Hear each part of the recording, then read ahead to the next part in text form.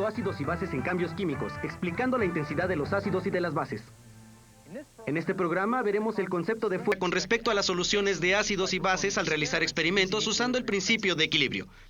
Definiremos las constantes de equilibrio de ácidos y bases y veremos cómo se calcula a partir de datos empíricos. También veremos un ejemplo de cómo los científicos usan esto.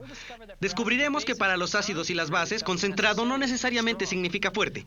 Podemos ver cuál es la medida del pH del vinagre con facilidad. Y es 2.72.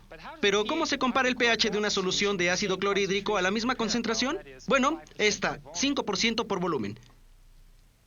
0.24 es unas 300 veces más ácido que el vinagre. El pH del ácido clorhídrico en su estómago es de alrededor de 2.00, así que definitivamente no es algo que a usted le gustaría rociar en su ensalada. Dos ácidos en solución con la misma concentración pueden tener diferentes valores de pH. Hay algo muy diferente entre estos dos ácidos, ¿pero qué es? ¿Y por qué son diferentes? Cuando tengamos dudas, busquemos datos empíricos. Elaine y Kale han desarrollado un experimento para comparar 4 soluciones ácidas. Elaine, ¿puedes explicar lo que estás haciendo? Sí, tenemos estas 4 soluciones a la misma concentración. Tenemos ácido clorhídrico, ácido acético, ácido nítrico, ácido metanoico. Kale aquí ha hecho una tabla de datos para escribir los resultados. Muy bien. El pH es un modo estándar para clasificar las soluciones ácidas. Escogimos la conductividad porque si obtenemos diferentes pHs a partir de diferentes ácidos, queremos ver si hay un patrón similar de conductividad. Bueno. Y las medidas de pH son la concentración de los iones hidronio. Y el número de iones indica la conductividad. Sí, recuerden, ya hemos visto que el ácido clorhídrico y el ácido acético tienen diferentes valores de pH para soluciones a la misma concentración. ¿Qué precauciones de seguridad van a usar? Tenemos guantes y lentes. Y nos aseguramos de que todos sepan cuándo y cómo se va a usar el ácido. Tenemos un equipo cerca para limpiar el ácido y también una fuente de agua. Por acá. Necesitamos mantener las tapas sobre los contenedores de basura y asegurarnos de que usamos técnicas apropiadas de desecho. De acuerdo, ¿qué más? Después de eso, neutralizaremos y evaporaremos los compuestos iónicos hasta secarlos. Luego colectaremos los sólidos, los marcaremos y los mandaremos a un lugar apropiado para desecharlos. Excelente. Parece que recuerdan todas las precauciones de seguridad necesarias. ¿Están listos para empezar? Sí, primero vamos a tomar el pH de cada una de las soluciones. Vamos a medir el ácido clorhídrico y el pH baja hasta 1.03. El ácido metanoico es nuestra última solución. Está a 2.36. De acuerdo. Ahora que ya tomaron las medidas de pH, veo que sus próximas anotaciones serán sobre la conductividad de estas 4 soluciones ácidas. Y aquí tienen este aparato para hacerlo.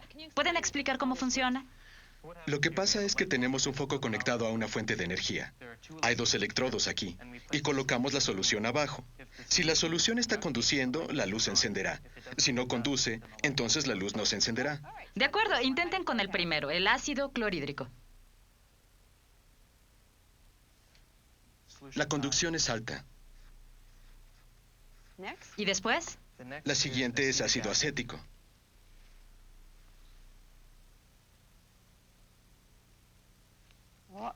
Hay un brillo muy leve. Hay un brillo muy leve. Baja. El siguiente es ácido nítrico. Y es alta definitivamente. Y nuestra solución final es ácido metanoico. Es más alta que el ácido acético, pero sigue siendo baja. Baja. Bien hecho. Ahora podemos ver que cada una de estas 4 soluciones de ácido tienen las mismas concentraciones, pero tienen diferentes valores de pH. La pregunta es ¿por qué? El ácido acético también se conoce como ácido etanoico. Es el ácido orgánico más producido y utilizado. La palabra acético viene del latín acetum, que significa vinagre. Vinagre es una palabra francesa que significa vino agrio. La producción de vinagre comienza con la fermentación por levaduras de materiales orgánicos tales como granos, frutas o vegetales. Las bacterias actúan sobre la solución de etanol resultante. Esto a su vez ocasiona el ácido acético. Este vinagre comercial es una combinación de ácido acético al 5%. Queremos contestar la pregunta, ¿cómo los ácidos con la misma concentración pueden tener diferentes pHs? Bueno, tenemos aquí a Kale y Elaine. ¿Qué información tenemos hasta ahora que pueda ayudarnos con la pregunta? Creemos que la conductividad es la clave. Las dos soluciones que tenían un pH de alrededor de 1.00 tenían una alta conductividad. Las dos soluciones con un pH de más de 2.00 tenían una baja conductividad. Así que nosotros calculamos las concentraciones de iones hidronio para cada una. Lo que hicimos fue usar la misma ecuación para cada una. Sustituimos los respectivos valores de pH. Para el ácido clorhídrico tuvimos una concentración de iones hidronio de 0.093 moles por litro. Y para el ácido nítrico, la concentración fue de 0.10 moles por litro. Si redondeáramos esto a un solo dígito decimal, tendríamos casi lo mismo. Para el ácido acético, la concentración de iones hidronio fue 0.0014 moles por litro. Y para el ácido metanoico tuvimos 0.0044 moles por litro. Sin embargo, la concentración de los ácidos eran iguales, 0.10 moles por litro. ¿Qué les dice esto sobre la diferencia en conductividad? Supusimos que menos iones darían como resultado una menor conductividad. ¿Sí? ¿Esto significa que el ácido acético reaccionaría menos con el agua que el ácido Te nítrico? acercas, tiene que ver con el equilibrio. Vamos a la pantalla y consideremos el equilibrio que existe entre el ácido nítrico y el agua. Vimos antes que la concentración de ácido nítrico era 0.10 moles por litro. Eso producía una concentración de moles hidronio que era también de 0.10 moles por litro.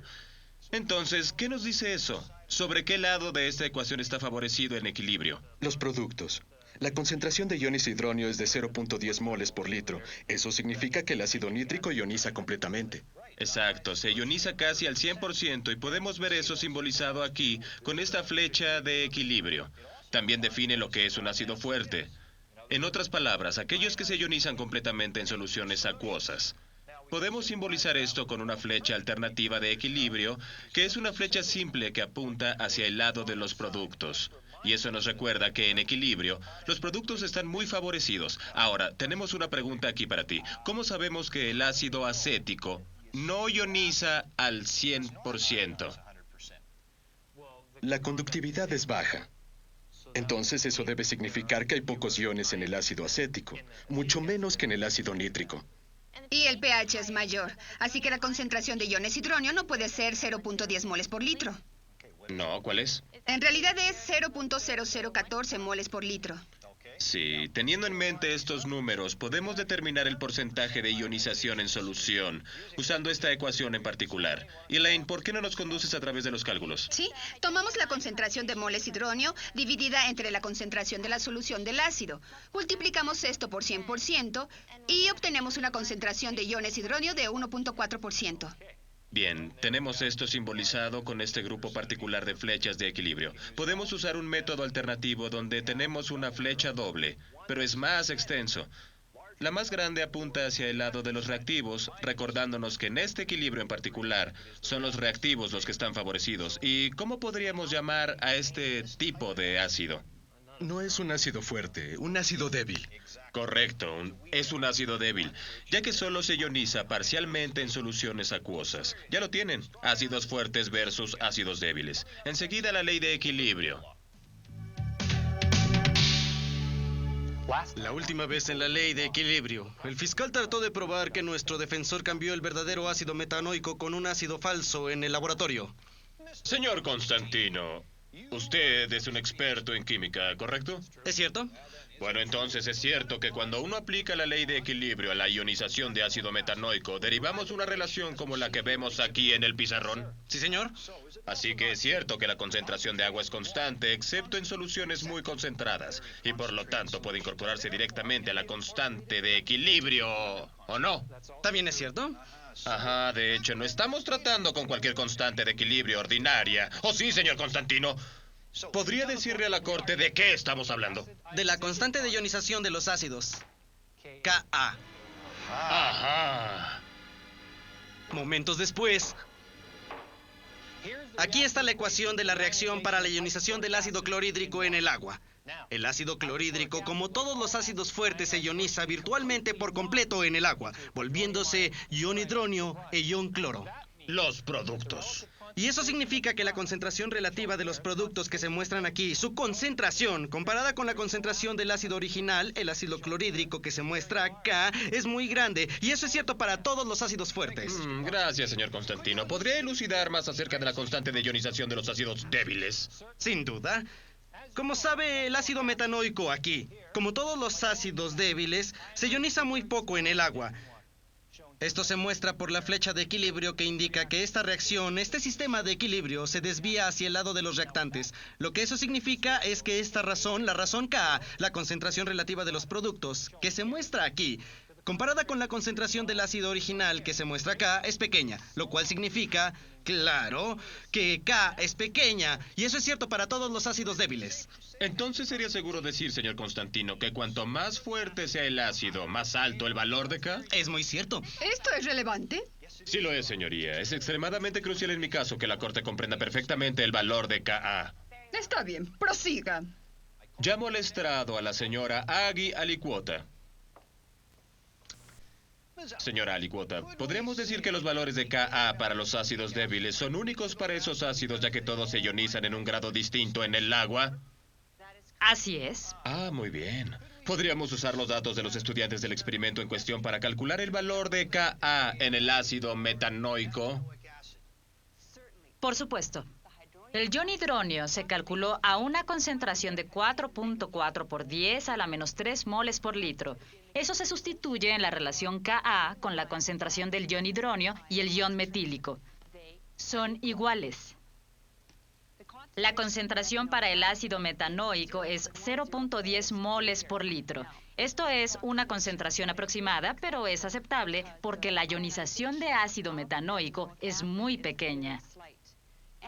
Y el Ka, 1.9 por 10 a la menos 4 moles por litro, es muy pequeño comparado con la concentración del ácido metanoico original. Señoría, llamo a la prueba D. Esta es una tabla ácido-base. Tiene escritos ácidos débiles y fuertes, y también constantes de equilibrio. Señora Alicuota, ¿hay algo más que debamos saber sobre esta tabla? Sí. Los valores de Ka aumentan en magnitud a partir de la parte inferior, que son los ácidos más débiles, hacia la parte superior, donde están los ácidos más fuertes. Y puedo ver que la constante de equilibrio para el ácido metanoico está aquí. ¿Es este valor igual al valor que ustedes calcularon a partir de los datos de los estudiantes? No. ¡Ajá! No lo es, señoría. Afirmo que el ácido usado en laboratorio no era ácido metanoico. La evidencia ha mostrado que los valores de Ka de los ácidos son como las huellas digitales para nosotros. Y ya que los valores de Ka no son iguales, está claro que el defensor, quien por su propia mano fue responsable de proveer el ácido al laboratorio, debe haber cambiado el ácido metanoico con otro falso. Eso es todo. Señora Alicuota, ¿es cierto que los valores de Ka permanecen relativamente constantes durante un amplio rango de las concentraciones de ácido, pero varían con la temperatura? Sí, y estos valores están a 25 grados Celsius. ¿Es posible que la temperatura que usaron en el laboratorio ese día no fuera de 25 grados Celsius? Claro. Su señoría, la defensa quisiera señalar este termómetro como evidencia. Se rompió durante la pesquisa y lo encontró la policía. Es posible que el ácido en el laboratorio fuera ácido metanoico y con la diferencia de temperatura se originara un cambio en el valor de Ka calculado. Por supuesto. Gracias, no más preguntas. ¡Objeción! Denegada. Estamos aquí con Rod Gaint, un estudiante graduado de la Universidad de Alberta. Rod, hemos estado estudiando los valores de Ka, pero yo no estoy muy segura de cómo usarlo. ¿Podrías explicarlo? Claro, hay muchas aplicaciones del valor de Ka. Los químicos orgánicos sintéticos la usan todo el tiempo para determinar qué ácido o base usar, a través de la fuerza del ácido, para facilitar una reacción química. También las compañías de fármacos usan los valores de Ka en los antiácidos. Por ejemplo, para producir un fármaco que no sea tan fuerte como para causar daño, pero que sea suficiente para hacer lo que se requiera. Ajá. Traje conmigo un ejemplo y es la cromatografía por electroforesis de 5 péptidos diferentes. La electroforesis consiste en aplicar una carga eléctrica a través de una muestra para separar sustancias disueltas. Los compuestos positivos, naturalmente, se van a dirigir hacia el polo negativo, mientras que los neutrales y los cargados negativamente se alejarán de la carga negativa. Y así separamos los péptidos. ¿Sabes qué pasa con los ácidos y bases cuando se añaden al agua? Se disocian, ¿no? Es cierto. Los péptidos son cadenas de aminoácidos y son anfóteros, lo que significa que pueden actuar como ácidos o bases en el agua, así que se disocian en el agua también. Por lo tanto, necesitas saber los valores de Ka para poder hacer una electroforesis adecuada. La electroforesis permite analizar el plasma sanguíneo y otros sistemas biológicos para estudiar la estructura y composición de las proteínas y diagnosticar anomalías y efectos de las enfermedades. Cuanto mayor sea el Ka de una proteína, más ionizada estará en solución y será mayor su movimiento en un campo eléctrico. Gracias, Rod. De nada. Explorando el mundo, o al menos el vecindario, buscando las maravillas científicas del mundo. Conexiones Químicas presenta El Fuerte y el Débil. Un viaje a través de las albercas del vecindario nos llevará a conocer a un ácido débil que no es débil con las bacterias y las algas. El ácido hipocloroso se forma al disolver cloro en agua. El mismo ion hipoclorito que está en el ácido hipocloroso es una base débil en una solución de hipoclorito de sodio, que conocemos como blanqueador. Mezclado con los ácidos se produce el venenoso gas cloro. ¿Aún hace falta que los convenza de que los ácidos débiles y las bases débiles pueden ser tan peligrosas como sus vecinos más fuertes? Mezclen blanqueador con amoníaco y se formarán gases muy peligrosos llamados cloraminas. Bueno, podemos aplicar a las bases el mismo raciocinio que usamos con los ácidos para descubrir los ácidos débiles y ácidos fuertes. Bueno, Elaine y Kyle han generado algunos datos empíricos para ayudarnos a saberlo. ¿Cuál es el diseño para este pequeño experimento? Tomamos estas 4 soluciones de la misma concentración: hidróxido de sodio, amoníaco, hidróxido de bario y sulfato de sodio. Y probamos la conductividad y pH de las 4. Bien, ¿y en los datos que anotaron encontraron algo interesante, Kyle? A pesar del hecho de que usamos la misma concentración de cada uno, notamos que los pHs eran diferentes. Hay una diferencia crucial y noto que también han calculado la concentración de iones hidróxido en moles por litro para cada uno de estos. Muy bien, vamos a necesitarla. ¿Qué me dicen del sulfato de sodio? Parece que tienen resultados interesantes. Tiene una alta conductividad, pero un pH bajo, más bajo que los demás. ¿Es fácil de explicar? ¿No? Comencemos por otra parte. ¿Hicieron algún análisis? Sí, tenemos hidróxido de sodio y amoníaco. Es un buen comienzo. Y escribimos las ecuaciones de las reacciones en la pantalla. Muy bien, vamos a verlas. Empezaron con el hidróxido de sodio. Háblenme de él. El hidróxido de sodio es un compuesto iónico y es muy soluble en agua, ¿Cierto? así que se disocia completamente. El ion hidróxido debe tener la misma concentración que la solución de hidróxido de sodio.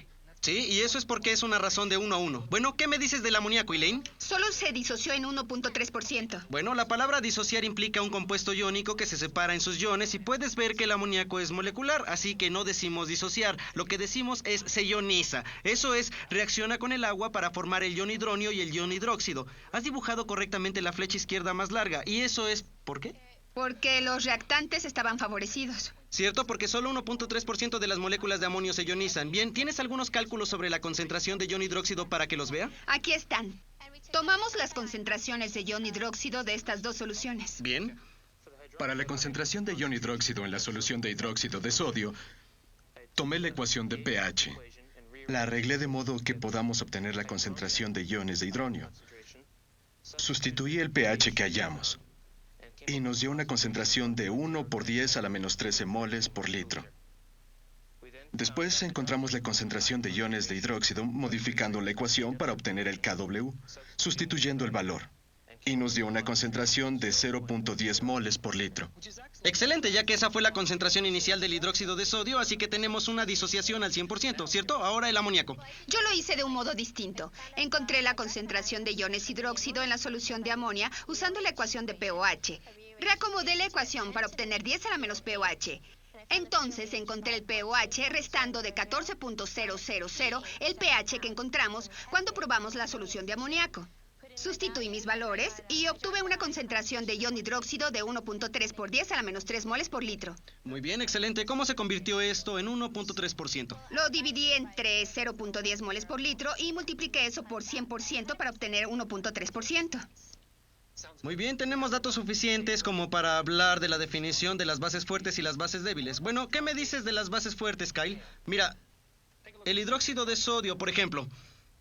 Se disocia completamente al 100%, así que debe ser una base fuerte.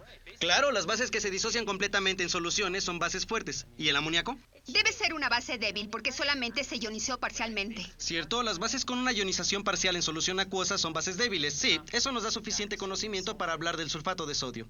¿Qué piensas? ¿Qué tipo de compuesto es? Es iónico y es soluble en agua, lo cual explicaría la alta conductividad, pero Bueno, no, pero es un buen primer paso. Y aquí está la ecuación de la reacción para la disociación de sulfato de sodio en agua. Se disocia al 100% y es un compuesto iónico, y por su alta solubilidad tenemos muchos iones, así que eso explica la alta conductividad. Pero ¿cuál de estos dos podría ser la base? No hay iones hidróxido aquí, ¿Elaine? ¿El ion sulfato? Perfecto. ¿Fuerte o débil? Dime, piensa en el pH. Débil. Bien, ¿eso significa que se ioniza parcialmente o que se disocia completamente? Que se ioniza parcialmente. Y aquí está la ecuación que lo muestra. Reacciona con agua para formar sulfato iónico hidrogenado e ion hidróxido. Y la flecha izquierda es más grande porque los reactantes están favorecidos porque es una base débil. Creo que deberíamos de tomar notas de Sí. esto. Tenemos que ver el hidróxido de bario también. Los espectadores notaron que durante el último experimento el pH del hidróxido de bario era mayor que el pH del hidróxido de sodio. Bueno, ambas son bases fuertes con la misma concentración inicial. ¿Por qué? Hace poco vieron cómo obtener la expresión de la ley de equilibrio para la ionización de un ácido débil en agua. Ahora hagamos lo mismo con una base débil. Tomando la ionización del amoníaco, por ejemplo, escribimos la expresión de la ley de equilibrio como K igual al producto de las concentraciones de los productos dividido entre el producto de las concentraciones de los reactantes. El resultado se llama la constante de ionización de las bases o Kb.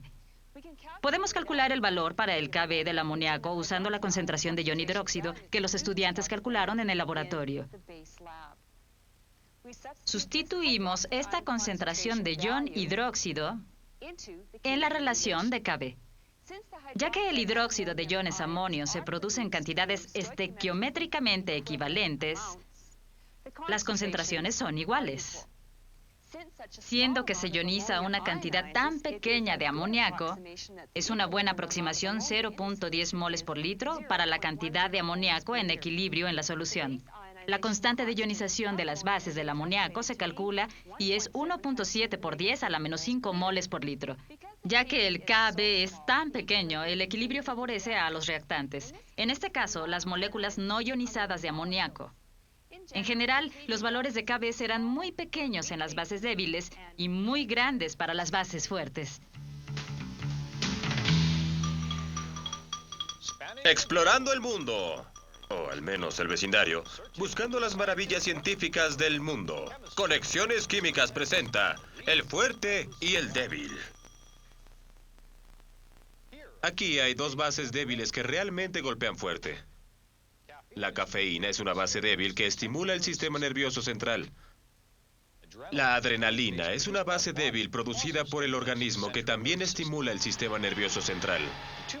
Y mucho ejercicio nos puede dar dolor debido a la acumulación de ácido láctico, un ácido débil que es un subproducto de la generación de energía en los músculos. Pero pueden aliviar estos dolores con otro ácido débil, el ácido acetil salicílico, la aspirina. Cuanto más fuerte es el ácido, más se ioniza en agua, así que tiene mayor conductividad en solución y mayor es el valor de la constante de ionización del ácido, Ka. Los ácidos fuertes, como este ácido clorhídrico, son aquellos que se ionizan completamente o casi completamente en agua, así que sus valores de Ka son grandes. Los ácidos débiles, como el ácido acético, se ionizan parcialmente en agua, tienen una conductividad más baja en solución que los ácidos más fuertes y también valores de Ka más pequeños. Los ácidos débiles, por lo tanto, tienen valores de pH más altos que los ácidos fuertes a concentraciones similares. Las bases fuertes, como el hidróxido de sodio, se disocian completamente en agua, así que su conductividad en solución es alta, y sus constantes de disociación de las bases Kb son muy grandes. Las bases débiles como el sulfato de sodio se ionizan parcialmente en agua, así que sus constantes de ionización de base, Kb, son pequeñas, por lo general menores a 1. A diferencia de los ácidos débiles, algunas bases débiles tienen alta conductividad. Esto no se debe a que una misma base en particular se ionice más, sino a que son aniones de un compuesto iónico soluble. Aquí hay un poco de ácido clorhídrico diluido y ácido acético concentrado. Uno es un ácido fuerte, el otro es un ácido débil. ¿Pero qué ácido es más corrosivo? Bueno, el término fuerza tiene que ver con el grado de ionización de un ácido a una base o disociación en el caso de un ácido fuerte. Concentración, por otro lado, describe la cantidad de ácido o base disuelto en una solución. Un ácido fuerte o una base fuerte es fuerte independientemente de su concentración. Incluso en esta solución diluida de ácido clorhídrico a 0.010 moles por litro, virtualmente todas las moléculas de ácido clorhídrico están ionizadas. Y aunque este ácido acético esté muy concentrado a 17.4 moles por litro, solo un pequeño número de moléculas de ácido acético están ionizadas. Tomemos el pH de este ácido acético glacial. El pH es 0.94. Ahora vamos a ver el ácido clorhídrico diluido, que está unas 1740 veces menos concentrado que el ácido acético glacial. El pH es 1.99. El ácido acético concentrado tiene un pH más bajo que el ácido clorhídrico diluido, y ambos son corrosivos. No importa qué tipo de ácido o base manejen, recuerden que la seguridad es siempre lo más importante. Aquí tenemos a alguien muy pesado dentro de la escena de los ácidos fuertes, el ácido sulfúrico. Los humanos utilizan mucho más ácido sulfúrico que cualquier otra sustancia. La cantidad que se produce en un país suele utilizarse como indicador del desarrollo industrial de ese país. Pero aquí tenemos a alguien muy importante, el ácido mágico. El ácido mágico es ácido fluorosulfúrico, pentafluoruro de antimonio, un superácido. El superácido se usa en la industria del petróleo para convertir hidrocarburos de cadena lineal en ramificados. Una cadena de hidrocarburo con cadenas colaterales se quema más eficientemente en las máquinas de combustión y elimina la necesidad de aditivos de plomo. Mientras bajemos por este gran mundo de las maravillas científicas, recuerden que los ácidos y las bases pueden ser débiles o fuertes. A través de la experimentación, no solo podemos determinar qué ácidos y bases son débiles y cuáles fuertes, también podemos obtener datos para calcular las constantes de equilibrio. Estas son Ka y Kb, y por supuesto son indicadores relativos de la fuerza de un ácido o base. Ténganlo en mente. Y recuerden que la fuerza de un ácido o una base no depende de su concentración, sino del grado en que el equilibrio favorece los productos. ¿Es esto relevante? Claro que sí, su señoría. Respuesta a la pregunta de Kevin. Me rindo.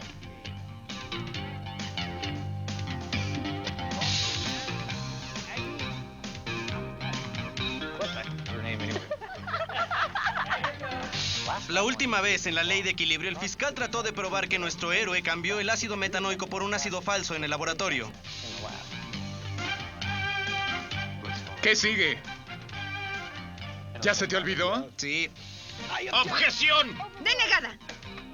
Recuerden que un ácido débil puede ser tan peligroso como un ácido fuerte. Y lo mismo se aplica a las bases. Por ejemplo... Ácido base.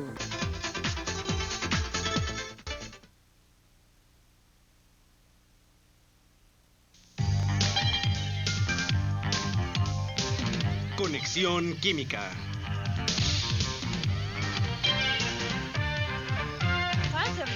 Es difícil para las plantas crecer en esta parte de mi jardín, y eso es porque antes había un gran abeto. El abeto ya no está, pero el suelo sigue siendo ácido. Para darles la oportunidad de crecer a estas plantas, voy a añadir carbonato a la tierra. El carbonato es una base. Esto ayudará a neutralizar las condiciones ácidas del suelo.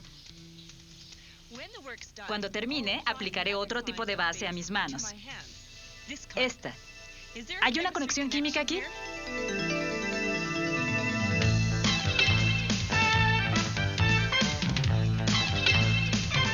Equilibrio ácidos y bases en cambios químicos. Cálculos ácido-base.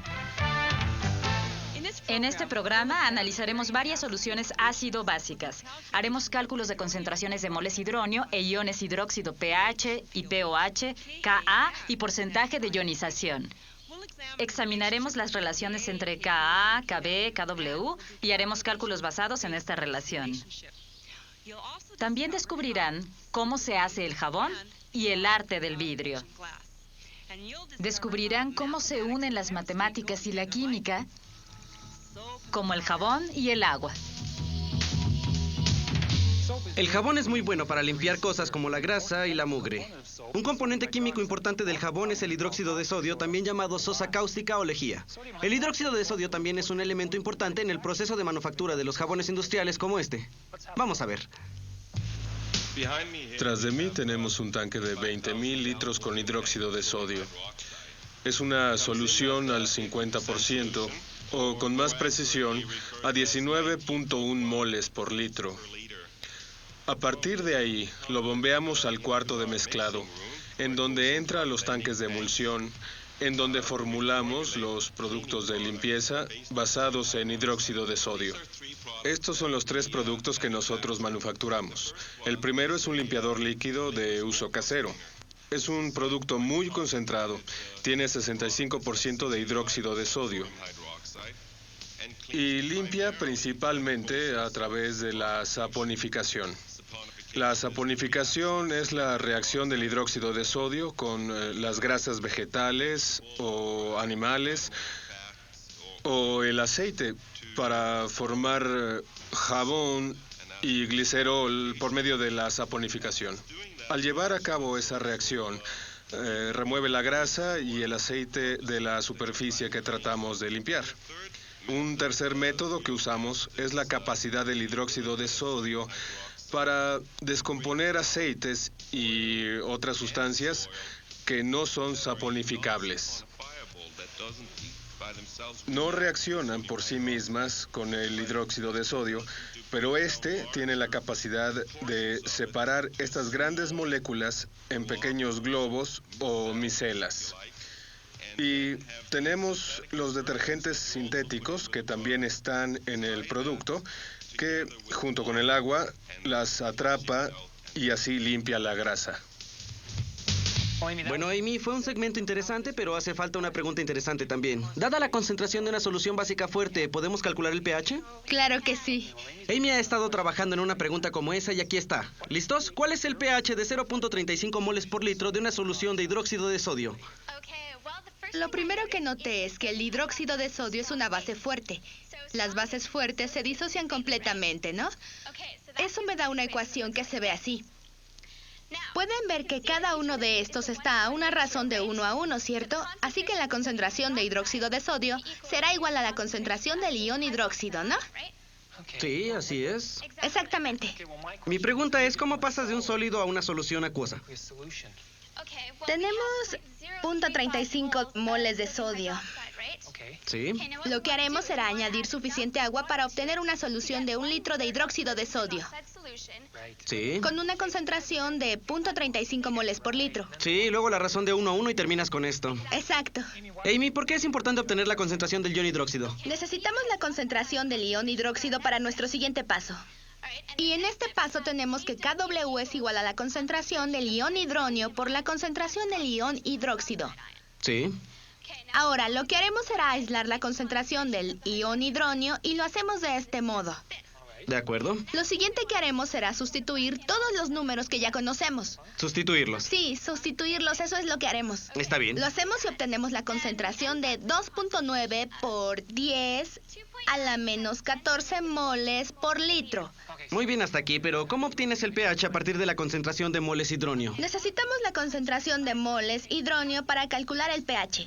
Y esto lo mostraremos en el siguiente paso, donde el pH es igual al logaritmo negativo de la concentración de moles hidronio. Sí. Sustituimos la concentración de moles hidronio y obtenemos un pH de 13.54. Fantástico. Vamos a un paso más adelante. ¿Puedes calcular el pOH?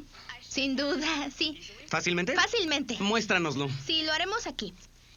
Sabemos que el pH más el pOH es igual a 14.000.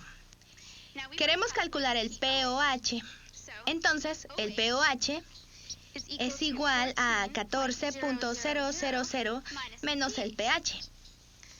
Entonces, el pOH es igual a 14.000 menos el pH, que es igual a 13.54, o sea, un pH de 0.46.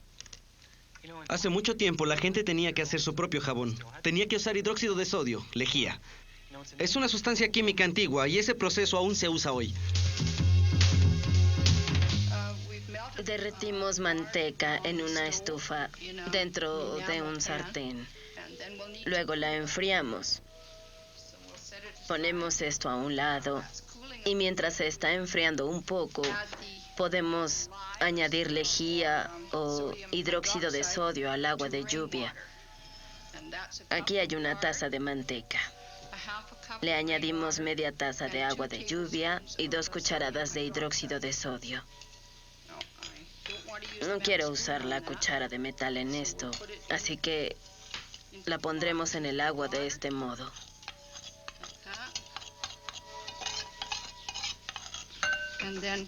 Luego lo mezclamos. Se calentará mucho. Puede estar a más de 200 grados centígrados. Ahora lo revolveremos hasta que se disuelva. Revolveremos los dos uniendo el hidróxido de sodio, el agua de lluvia y la manteca. El hidróxido de sodio y el agua están reaccionando con la manteca. Esa parte se llama saponificación. La lejía cambia la grasa en jabón y glicerina.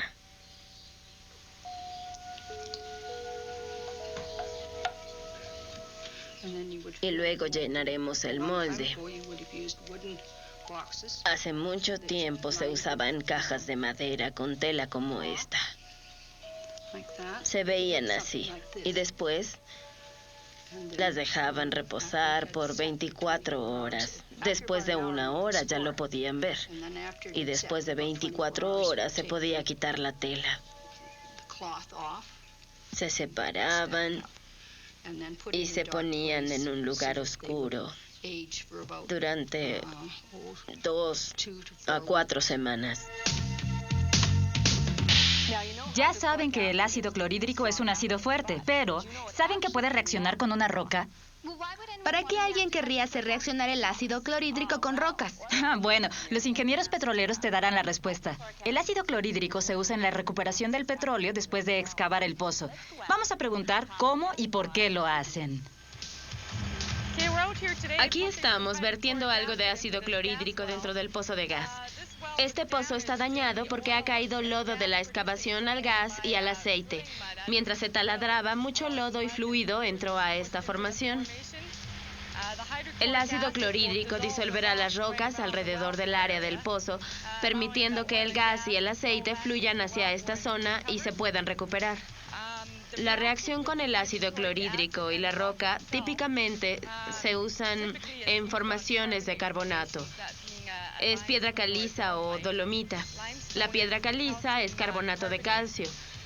Así que la reacción es ácido clorhídrico más carbonato de calcio, lo cual nos da agua con cloruro de calcio disuelto en ella y dióxido de carbono gaseoso. Esto lo hace un ácido relativamente seguro comparado con otros. También es un ácido muy fuerte, así que tiene un gran poder disolvente. Por lo general usamos una solución al 15%, o sea, 4.4 molar. No usamos más del 28% del ácido clorhídrico porque puede ser potencialmente dañino para el petróleo, formando emulsiones y lodos. Puede usarse una concentración mayor en el pozo de gas, pero no en el pozo de petróleo. Cuando usamos estos tratamientos, realizamos algunas pruebas de control de calidad. Por lo general, hacemos una prueba de compatibilidad, donde tomamos ácido y lo mezclamos con los fluidos del pozo. En este caso, petróleo crudo, solo para asegurarnos de que no se formen emulsiones. También revisamos el ácido para ver su fuerza, realizando una titulación con hidróxido de sodio. En este caso, el ácido está a 15%. Para demostrar esta reacción del ácido clorhídrico con la piedra caliza, tengo una pieza de roca aquí, a la que le verteré un poco de ácido. Pueden ver que reaccionará rápidamente. Este es ácido clorhídrico solo al 15%. Así que pondremos un poco de él. Y pueden ver las burbujas. Con mayor temperatura y presión, la reacción puede acelerarse. Muy bien, Amy. Usemos esta información sobre el proceso de acidificación para ayudarnos a responder la pregunta. Está bien. En el proceso de acidificación se necesita una solución de ácido clorhídrico a una concentración de 4.4 moles por litro. ¿Se puede usar ácido clorhídrico a un pH de 1.50? ¿Y cuál es la concentración de iones hidróxido y el pOH del sistema? ¿Qué haremos primero? Lo primero que haremos será escribir la ecuación de ionización. Sí, aquí está. El ácido clorhídrico reacciona con el agua para ionizarse completamente en ion hidronio y ion cloruro. Ya que esta es una ionización completa, usamos una sola flecha cuantitativa en lugar de las flechas de equilibrio. Y luego, En la pregunta nos dieron el pH, así que podemos usarlo para determinar la concentración de iones hidronio. ¿sí? Y lo hacemos usando esta fórmula. La concentración de moles hidronio es igual a 10 a la menos potencia negativa del pH. De acuerdo. Tomamos el pH y lo sustituimos. Y obtenemos la concentración de iones hidronio de 3.2 por 10 a la menos 2 moles por litro. Perfecto, esta es la concentración de moles hidronio. Pero la pregunta nos pide que hallemos la concentración de ácido clorhídrico. ¿Qué vamos a hacer? Podemos regresar a la ecuación. Y vemos que tenemos un mol de ácido clorhídrico que produce un mol de iones hidronio. Entonces, eso significa que la concentración de ácido clorhídrico es igual a las concentraciones de moles hidronio. Sí, eso es. Para contestar la pregunta, si tenemos una concentración de ácido expresada con este valor, ¿es lo suficientemente fuerte para usarse en este proceso de acidificación? Regresando a la pregunta, dice que necesitamos 4.4 moles por litro en la solución. Tenemos una solución que es mucho más débil, así que no funcionará. Bien, ahora vamos a la siguiente parte de la pregunta. ¿Cuál es la concentración de ion hidróxido? ¿Cómo vamos a resolver eso? Para eso usamos la fórmula de pH que hemos usado antes, que es esta. Sí, la ionización. Perdón, la ecuación de ionización de KW. Sí, esa es la adecuada. Correcto. Y lo que hay que hacer es aislar la concentración de ion hidróxido. Y luego sustituimos nuestro KW y nuestra concentración de iones hidronio. Obtenemos una concentración de ion hidróxido de 3.1 por 10 a la menos 13 moles por litro. Perfecto. ¿Qué dice el pOH? Para calcular el pOH vamos a ver la relación pH-pOH. Y luego despejamos el pOH. Después sustituimos el pH que nos dieron en la pregunta y nos da un pOH de 12.50. De acuerdo. Has sido capaz de resolver cálculos para la concentración de ácidos fuertes. Vamos a ver cómo podemos resolver los cálculos para ácidos débiles. Los artistas usan ácido fluorhídrico para grabar vidrio. Bueno, eso es porque el ácido fluorhídrico tiene una propiedad única: disuelve el vidrio. Esto es porque el ácido fluorhídrico reacciona con el silicato de calcio en el vidrio. Vamos a ver a un artista que usa esta conexión química. En este caso estoy usando un material plástico. Ahora vamos a hacer una pequeña flor y la grabaremos con ácido. Tomo mi navaja y corto una flor.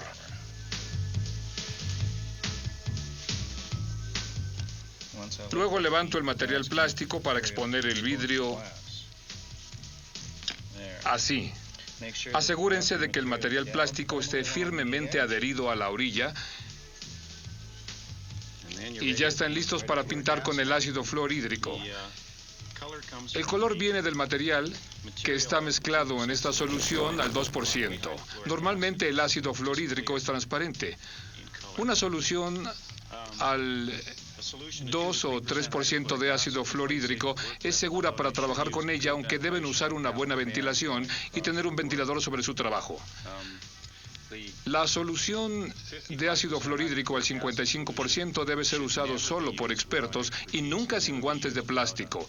Es extremadamente peligrosa. Corroe cualquier cosa que no sea de plástico. Así que es muy importante que se usen estos guantes de seguridad.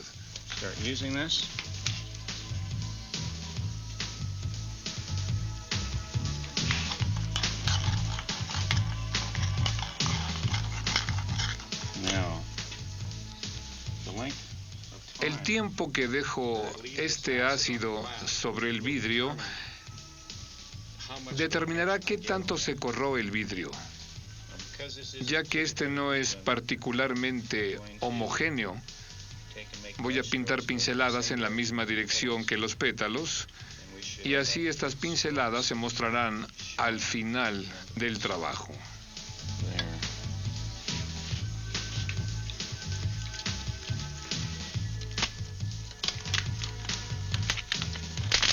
¿Listo?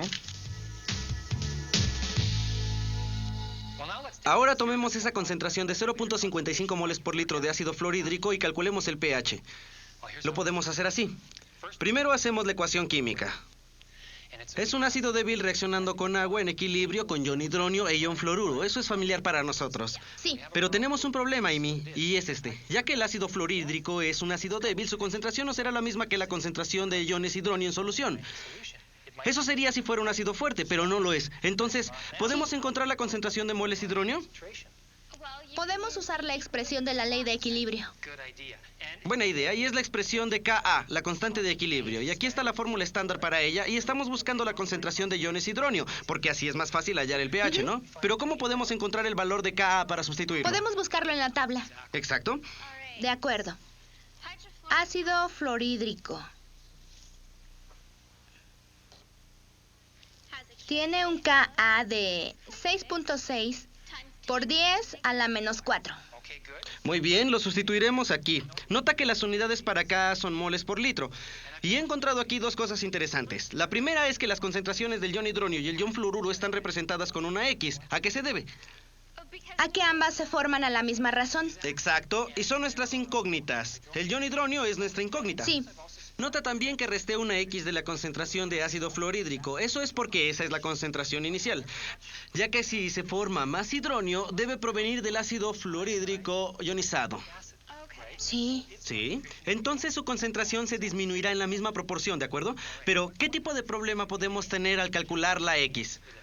Parece que vamos a necesitar una ecuación cuadrática. Cierto, lo cual no es malo. Podemos resolverlo. Pero podemos hacer una aproximación más simple que haga los cálculos mucho más sencillos. Y eso es lo que haremos. Ya que el valor de Ka para el ácido fluorhídrico es tan pequeño, 10 a la menos 4, esa es su magnitud. Sabemos que esa pequeña cantidad de moléculas de ácido clorhídrico se ionizará representada por esta X que, para nuestros propósitos, no afecta la concentración de 0.55 moles por litro. La diferencia sería de 3 o 4 lugares decimales, ¿ves? Sí. Así que es despreciable y aproximadamente esta expresión puede ser reemplazada por esta otra sin el menos X. Ahora, podemos resolverlo más fácilmente a partir de aquí. ¿Qué hacemos? Lo único que haremos será multiplicar el denominador por esto para obtener las X solas. Perfecto. Y obtenemos este producto intermedio. Sí. Después sacas la raíz cuadrada de ambos lados. ¿Sí, bien? De acuerdo. Y eso nos da la X. ¿Y la X es? La concentración del ion hidronio. Y ahora podemos resolver el pH en un 2×3. Perfecto. Y aquí está. Tenemos la fórmula estándar, la ecuación estándar para el pH. Sustituimos el valor que calculamos, obtenemos 1.72 para el pH de 0.55 moles por litro de ácido fluorhídrico y ya está. Amy, esa fue nuestra excursión en el arte de la química. Los ácidos aparecen en los lugares más extraños, Amy. ¿Sabías que hay ácido nicotínico en este cereal? ¿Ácido nicotínico? No veo que esté indicado. Es porque se le pone otro nombre, niacina, que es una vitamina del complejo B. Ah, sí, niacina, ya veo. Aquí está la fórmula del ácido nicotínico. ¿Dónde crees que esté el protón disponible para hacerlo un ácido? Ese protón debe estar aquí. Muy bien, ahora vamos a ver la ecuación de equilibrio para el ácido nicotínico. Usamos la HA para simbolizar el ácido, ya que su fórmula es muy compleja. Está bien. Necesitamos un valor de Ka para este ácido. ¿Dónde podemos obtenerlo? Podemos obtener el Ka del manual CRC. Aquí está. Ahora usemos la información de la pregunta. Calcula el porcentaje de ionización de 0.050 moles por litro de ácido nicotínico en solución, siendo la concentración del ion hidronio de 8.4 por 10 a la menos 4 moles por litro. Este es el procedimiento. Sí. El porcentaje de ionización es igual a la concentración de ion hidronio dividido entre la concentración del ácido por 100%. De acuerdo. ¿Puedes sustituirlo? Sí, primero comienzo sustituyendo la concentración de ion hidronio, que está aquí. Luego sustituyo la concentración del ácido, que está acá. Multiplico todo por 100% y obtengo un porcentaje de ionización de 1.7%. Muy bien, veamos esta reacción de nuevo. Ya que es un ácido débil, se ioniza muy poco, 1.7%. Cierto. Vamos a ver por qué necesitamos el ácido nicotínico o la niacina en la dieta. La niacina es un ácido débil y un miembro del complejo de vitaminas B. ¿Qué es lo que hace este ácido por ti? Bueno, la niacina trabaja asociada con la tiamina y la riboflavina como coenzimas para producir energía en tus células. Se encuentra en todas las células vivas y por eso verás muy comúnmente niacina, tiamina y riboflavina cuando veas las listas de ingredientes en las comidas. Junto con otras vitaminas B, la niacina, en la forma de ácido nicotínico, se añade a la harina y a los productos de cereal procesados. Pero las fuentes más ricas de niacina son el hígado, las carnes magras, el pollo, el pescado, los cereales enriquecidos, las nueces y semillas. Mi favorita, la mantequilla de maní.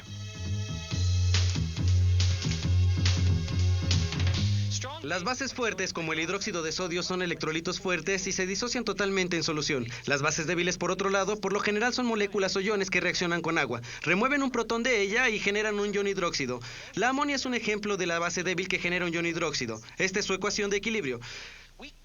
Las bases débiles varían considerablemente en su capacidad para aceptar protones o hidrogeniones de las moléculas de agua. Podemos comparar esta capacidad con una constante de equilibrio, Kb. Si representamos cualquier base con el símbolo B negativo, entonces podemos describir el equilibrio que B negativo establece en agua. Así, B negativo reacciona con agua, llega a un equilibrio con el ácido asociado. Allí está la transferencia de protones y el ion hidróxido. Ahora, la expresión de la ley de equilibrio significa que Kb será igual a esto. El producto de las concentraciones de los productos dividido entre las concentraciones de los reactantes, donde la concentración del agua se incorporará, ya que es constante en el Kb. Pero, ¿de dónde obtenemos los valores de Kb para una base? Bueno, podemos relacionar Kb con Ka y Kw usando esta relación. Ka por Kb es igual a Kw. Pero, ¿cómo obtenemos esto? ¿Y cómo sabemos si funciona? Aquí tenemos un ácido reaccionando en agua para formar la base y el ion hidronio. Y sabemos que la expresión de K para esto se ve así. Vamos a usar esto y lo sustituiremos en la expresión que acabamos de ver para Ka. Y ya sabemos cómo nos queda el Kb porque mostramos eso anteriormente. Vamos a ver si nos da el Kw. Aquí está la sustitución. Ka representado por esto. Kb multiplicado, representado por esto. Y noten que hay unos términos aquí que se dividen en numerador y el denominador, dejándonos el ion hidronio por el ion hidróxido igual a Kw. Sabemos que esto es cierto, por lo tanto, la expresión Ka por Kb es igual a Kw es cierta y podemos usarla. Ahora usemos esta expresión para resolver un problema de equilibrio de una base.